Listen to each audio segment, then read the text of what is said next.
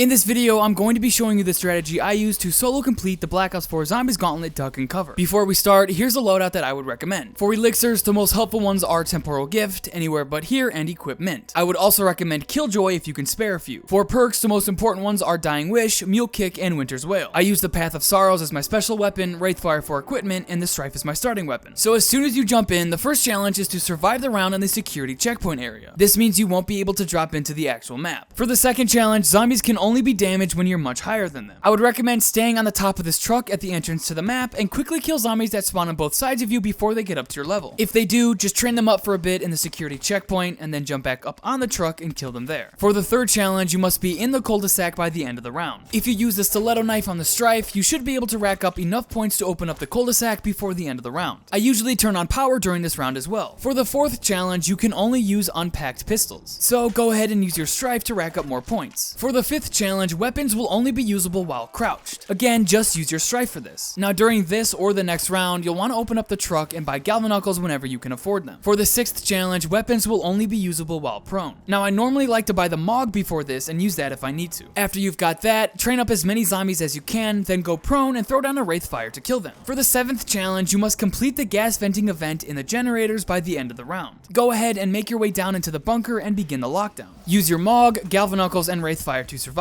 Now after the lockdown, go ahead and make your way back up to the town and repair the 4 ventilation units. On your way there, trade out your Strife for the KN-57 and use that to protect yourself. You should be able to complete this before the end of the round. For the 8th challenge, the round will only end when the population counter is hit with Galvaknuckles at 0. So since this is an infinite round, go ahead and first begin working on obtaining the 4 numbers needed for the Ray Gun Mark II frames. I would recommend using Galvaknuckles for as much of this as you can so you can get more points. But at some point during the round, you will eventually stop earning points. After you've got your 4 numbers, go ahead and input them into Rushmore to unlock the frames. Now all that's left is to kill zombies until the population counter reads 0. Once it's there, punch the counter with your Galvaknuckles and the round should end. For the 9th challenge, you must build the Telepads and shield by the end of the round. So go ahead and collect their parts if you haven't already. I would recommend building the shield in the greenhouse and the Telepads in the APD control room. You might as well collect all the parts for the ray gun assembly kit too. Once you've got all that, I would then recommend using the Galvaknuckles for the entire round to gain more points. For the 10th challenge, you must survive a round in the neighborhood streets and get 15 kills with the riot shield. This can be done by shooting zombies or bashing them. If your shield breaks, you should be able to quickly buy a new one from the greenhouse without dying. After you get the riot shield kills, go ahead and continue using the Galvaknuckles to get more points. For the 11th challenge, you must possess a pack-punch weapon by the end of the round. If you've only been using Galvaknuckles for the last couple of rounds, you should have enough points to upgrade at least twice. I would recommend upgrading the KN-57 until you get the kilowatt ammo type so you can start working on getting the Ray Gun Mark II-V. In my opinion, this is the easiest one to do, and I'm able to progress to the very last step by the end of the round. For the 12th challenge, you must survive a round of Jolting Jacks. This round will be quite annoying since there will be so many of them spawning in. During this, go ahead and finish charging up your Ray Gun's canister. This is why the Ray Gun Mark II-V is the best, because it doesn't require you to get special zombie kills with your weapon. Once it's done, be sure to buy Mule Kick before assembling the Ray Gun. At the end of the round, I usually have enough points to buy at least Dying Wish. For the 13th challenge, you must end the round using only Nuke power-ups. So all of your weapons will be disabled, and you can only kill the zombies by collecting nukes that spawn in somewhere on the map. I like to pop Temporal Gift so that when the nukes spawn in, I'll have enough time to collect them before they disappear. It should take about 2 or 3 nukes to end the round. For the 14th challenge, you can only use unpacked shotguns. At this point, you should still have your Mog, so go ahead and use that to survive the round. During or at the end of this round, you should have enough points to buy the rest of your perks. For the 15th challenge, you must survive a round in the beds area of the bunker. This isn't too difficult, so use whatever it takes to survive. If you can afford it, go ahead and upgrade your ray gun while you're there. For the 16th challenge, you can only use Galvaknuckles. What I like to do is camp on top of the balcony of the greenhouse and punch zombies as they run and jump up to me. With Winter's Wail, it'll slow the zombies down when you get hit so you can kill them off. It can be kind of risky though, so be sure to jump down or pull out your shield if you need to. For the 17th challenge, you must craft a modded Ray Gun Mark II by the end of the round. If you still haven't done that yet, go ahead and work on doing that now. You should also upgrade your ray gun if you haven't done that yet either. For the 18th challenge, you must pass through an electric trap without touching its beams. So to do this, I would recommend using the trap between the generators and beds area of the bunker. Go ahead and buy the trap, then wait for just the top beam to be on so you can slide through it. This must be done 10 times. To make it easier, go ahead and throw down a Wraithfire on each end of the trap so it kills zombies as you wait for the beams to switch. For the 19th challenge, you must kill 25 empowered zombies, which are the ones that become gassed up by the Nova Crawlers. Now you'll have to spend this round in the bunker area of the map so the crawlers will actually spawn. The first time I did this, I was up in the town and I didn't get a single Nova Crawler to gas up my horde. For the 20th challenge, you must survive a round in the